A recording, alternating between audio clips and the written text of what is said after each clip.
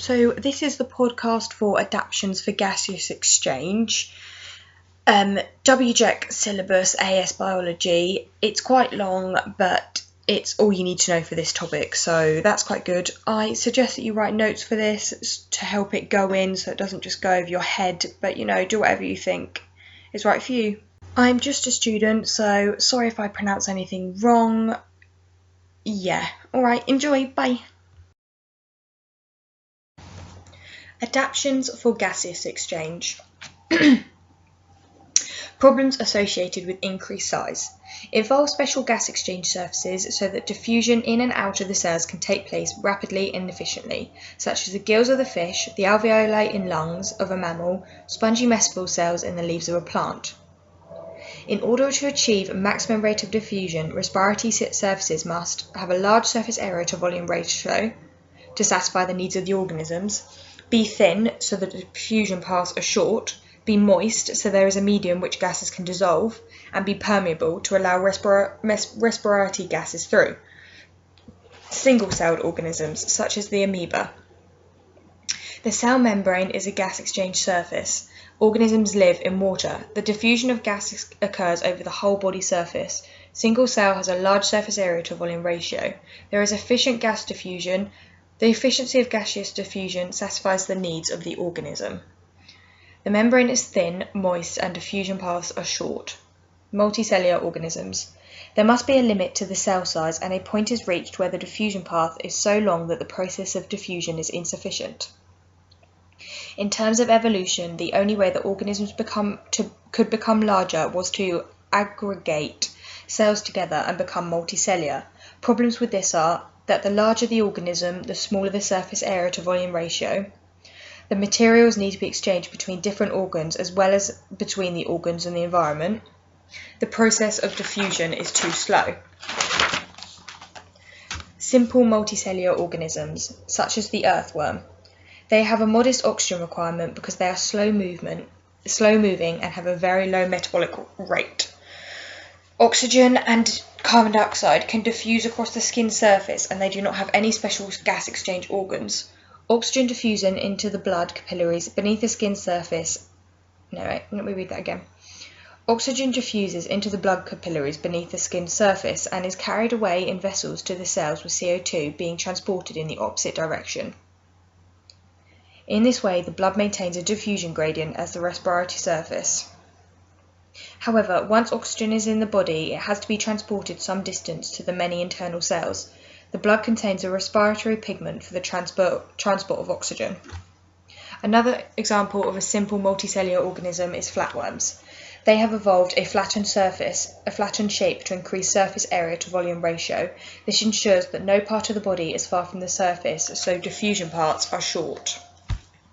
So, simple multicellular organisms is the earthworm and the flatworm. Larger multicellular organisms. Problems are encountered with larger multicellular organisms. They need more energy and have a high requirement for oxygen. The larger the organism, the smaller the surface area to volume ratio. An increase in size and specialization, tissues and organs become more dependent on one another. In order to make gas exchange more efficient, these organisms have developed a specialized exchange surface to compensate for increased oxygen demand. For example, gills. In aquatic insects and fish,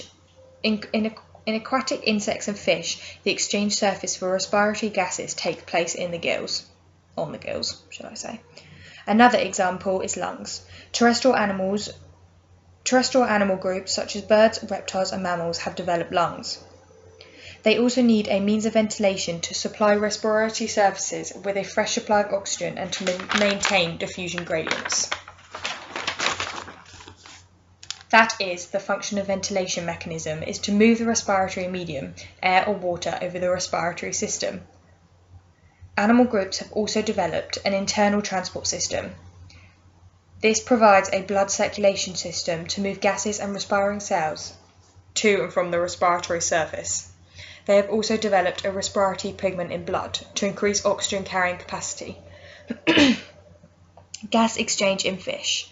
Aquatic animals have a problem with gaseous exchange because water contains far less oxygen, the rate of diffusion in water is slower, Water is a denser medium than air, so does not flow as freely, and fish are active, so need a good supply of oxygen. Gas exchange takes place over gills, over which a one-way current of water is kept flowing by a specialised pumping mechanism. Why are gills good? The density of water prevents gills from collapsing and lying on top of each other, which would reduce the surface area. They are made up of folds, providing a large surface area for gas exchange. Cartilaginous fish. I think that's how you pronounce it. For example, sharks. They have a skeleton made entirely of cartilage, and nearly all live in the sea. Behind the head on each side are 5 gill clefts which open at gill slits. I'll repeat that. Behind the head on each side are 5 gill clefts which open at gill slits. H2O is taken into the mouth and falls through the gill slits when the mouth is raised. So the mouth is raised and water is taken in and forced through the gill slits. The blood travels through the gill capillaries in the same direction as seawater. This is parallel flow and is insufficient. Bony fish. They have an internal skeleton made of bone. Gills are covered with a flap called operculum. Bony fish. They have an internal skeleton made of bone. The gills are covered with a flap called operculum. Operculum? I don't know. They inhabit sea and fresh H2O.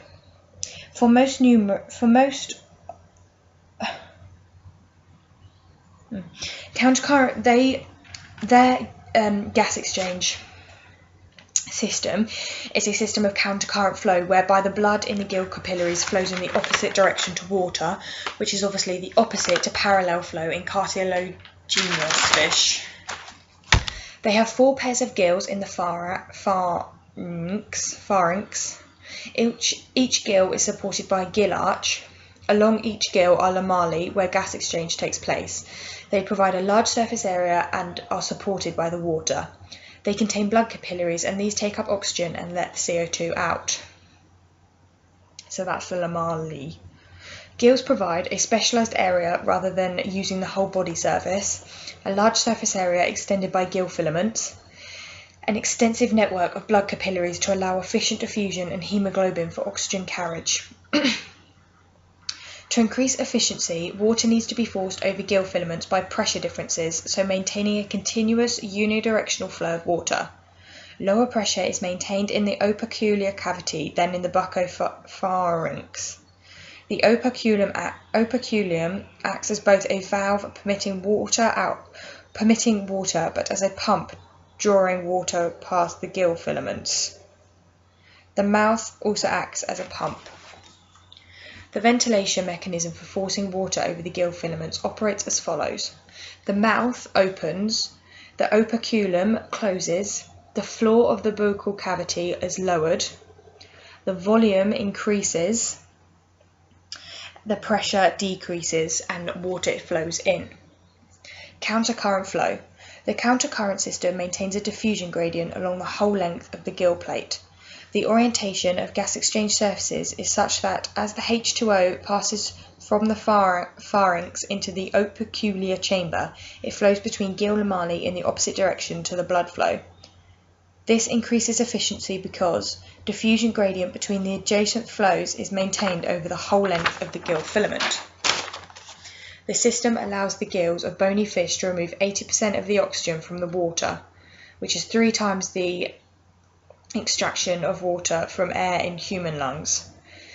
This high level of extraction is essential as 25 times less oxygen in water than in air. Adaptations to vertebrate groups to gaseous exchange on lands. There is a problem that arises for terrestrial animals. The water evaporates from the body surface, resulting in dehydration. The gas exchange surfaces needs to be thin, permeable surfaces with a large area, and this conflicts the needs to conserve water. How they have evolved to minimise problems. Internal lungs to minimise loss of water and heat.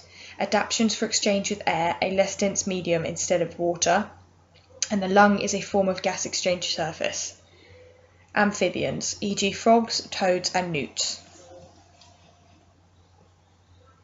They are part of the chordata group in the in the 3 phylum groups. The amphibians were the first vertebrate to colonise on land. Frogs live in moist habitats as require water for fertilisation. Larvae live in water and have gills. Metamorphosis involves transition from larvae to living land adult. An active adult uses moist skin as its respiratory surface, and this provides sufficient oxygen for its needs. However, when it is active, it has simple lungs, which it uses. Reptiles. Crocodiles, lizards, and snakes.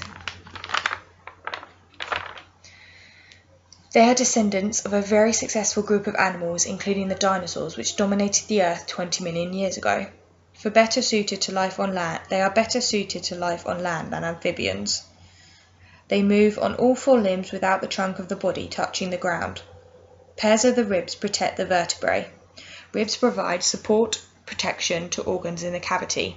It is also involved in the ventilation of the lungs. The lung has a more complex internal structure than amphibians, with the ingrowth of tissues increasing surface area for gas exchange. Birds. They have internal lung structure similar to humans. They have large volumes of oxygen are needed to provide energy for flight. Ventilation of the lungs in birds is far more efficient than in any other vertebrates. It is assisted with air sacs, which function as bellows. The ventilation of the lungs is brought about by the movement of ribs. During flight, the action of flight muscles ventilate the lungs. Insects. To reduce water loss, terrestrial animals have waterproof coverings over the body surface. This is like chitin. To overcome this problem,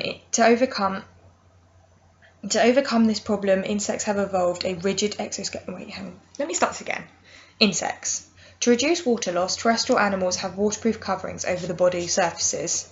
Insects have evolved a rigid exoskeleton which is covered by a cuticle. Insects have a small surface area to volume ratio, so cannot use their body surface for gas exchange. They have evolved spiracles, which are paired holes running along the side of their body. Spiracles lead into trachea, which is a system of branched chitin-lined air tubes. Spiracles open and close, which allows gas exchange to take place by reducing water loss. The end of the tracheal branches are tracheoles. Here, gas exchange takes place, resulting in oxygen passing directly into the cells. Resting insects rely on diffusion to take in oxygen and remove CO2. Active insects, such as during flight, the movements of the abdomen ventilate the trachea. The structure of the human respiratory system. Lungs are enclosed within a thorax, which is an airtight compartment, at the base of which is a diaphragm, which is a dome-shaped sheet of muscle. Air is brought into the lungs via the trachea. Lungs consist of a branching network of tubes called bronchioles, arising from a pair of bronchi, however you want to pronounce it. Gas exchange in alveolus. They provide a large surface area relative to volume of the body. The walls are thin, providing a short diffusion path. Each alveolus is covered with an extensive capillary network to maintain the diffusion gradient, because blood is always taking oxygen away from the alveolus and returning carbon dioxide.